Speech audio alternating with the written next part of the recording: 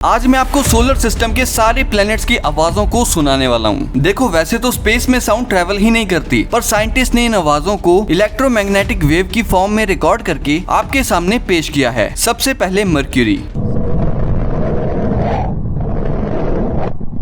Venus, Mars,